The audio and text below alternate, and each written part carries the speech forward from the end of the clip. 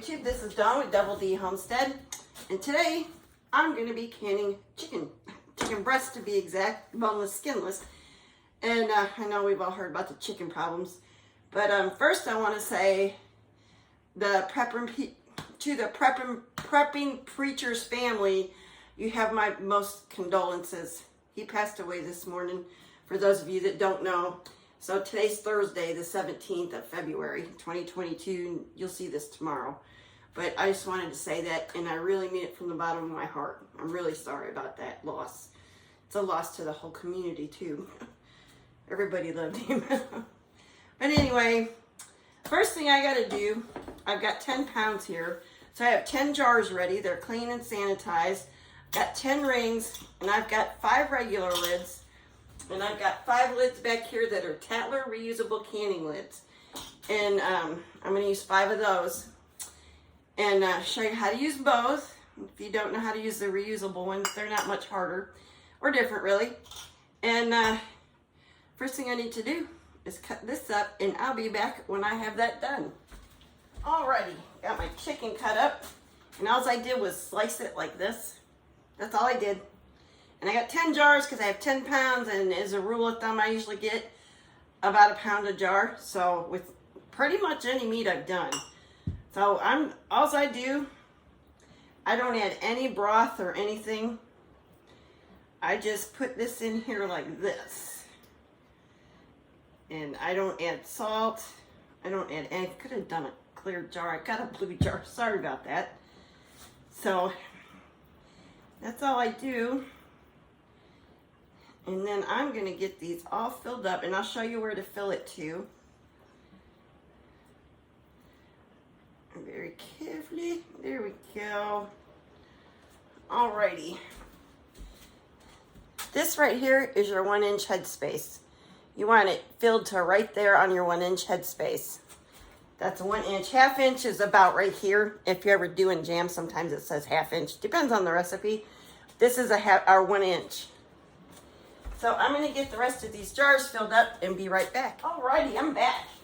So I got my jars full. I got 9, so that's good. I'm a little over a pound a jar, so I always like to have extra ready, though, because I hate when I'm short and I got to stop and clean up something else and bring it over to finish. So what I have here is some vinegar and a clean paper towel.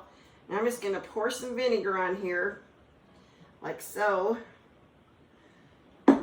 And I'm going to make sure the very top of these jars where it's flat and it contacts the lid is clean. Clean, clean, clean. And the vinegar will take off any fat. So that's why we use vinegar on it, if there's fat in it. And once you have your top cleaned off, and I have a little story while I'm doing this. I was terrified of pressure canning because, like Nene's Prepping Kitchen, I heard her say it one day too. She saw a pressure canner or pressure cooker blow up on her mother, and I did too. And I finally got brave enough and asked my mom when I was in my 40s how that happened. I said, "What had made that happen?" You know, because I was I was terrified of a pressure cooker. And she told me what she did was open it too early. Which you don't ever want to do that with a pressure cooker, canner, or anything under pressure. Always let that pressure safely come down. And like these new canners, or the canners we have today, they do have the safety valve release on them. This will blow if it gets too pressurized. And always check and look up to a light through this hole right here and make sure you can see light through it.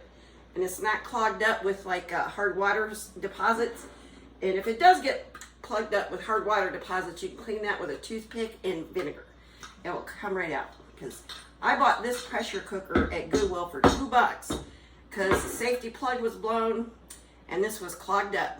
And somebody gave up on pressure canning. I put it in a dishwasher and discolored that, so I don't recommend dishwashers for these. But yeah. So the first time I pressure canned, I was literally hiding behind a door watching the cooker because I was terrified. But once I did it, I got over it, and now I can't quit. So these are all clean. In here, in boiling water, these were simmering on the stove.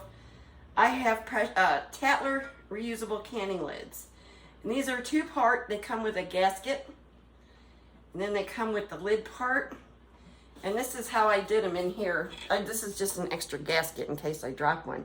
I put the gaskets like that with the can or with the lid so that I can just grab them out. And with these, you just make sure it's seated on there good. Get you a ring. And you do just like the other ones, your finger tight. And then you just want to back it off just a smidge so that it can vent good in the canner. And then this is a modern lid, so you just pop it on, finger tight. And I have old lids, so they're a little rusty. So, and that's what I'm gonna do. I'm gonna do 5 of the Tattlers, and I'll do one more of those and show you again. They're really not much harder at all than the regular ones, the regular metal ones. These saved me last year with my garden because there were no lids anywhere. I couldn't find them anywhere. So I was very thankful I had a whole bunch of these put up. So just an option for you, just an option. So I'll be back when these are ready for the canner. Alrighty, now I've got a Mirro pressure canner and they self-vent. They're not like the Presto, which I've got a Presto. I'm gonna do a Presto and Mirro side by side. So I'm gonna get my jars in here and I'll be right back and show you what it looks like. Can you see the steam coming out of the handle? Oh, right there. It's hot. So it's still venting. It'll be up to pressure soon. Okay, I heard it click and lock. See how there's no more steam coming out? It won't be but a minute or 2 or 3 and this will start jiggling and then I'll set my timer. I'll show you what it looks like with jiggling. Okay, you hear this? It's fixing to start rocking and rolling. I always call it the choo-choo train sound. And as soon as it makes a noise like this, I set my timer because it's going to start dancing. And because it's pints, I'm going to do 70 minutes. And if it was quarts, I would do 90 minutes. And for your pressure, you find out your area. So I'm going to let this do its thing for a second so you can see what it does. Hear it?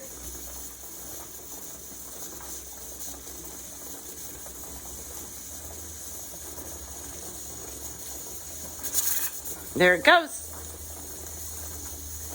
There it goes.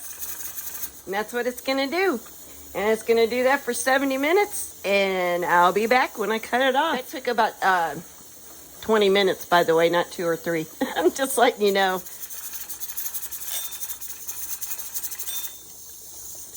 All right, YouTube friends. It is the next day because I fell asleep last night before I got these out. So we're going to open this. Oh, I dropped my weight. And I'm going to show you what they look like. Oh, it smells like chicken. Ta-da! And I'll take the rings off. And I'll wash the jars and the rings. See, it's sealed. That's a Tattler lid. And I'll wash these and they'll go in the pantry. I hope you liked this video and I hope you learned something if you're new to this. And if you're new here and you like what you see, give me a thumbs up and subscribe. God bless you all.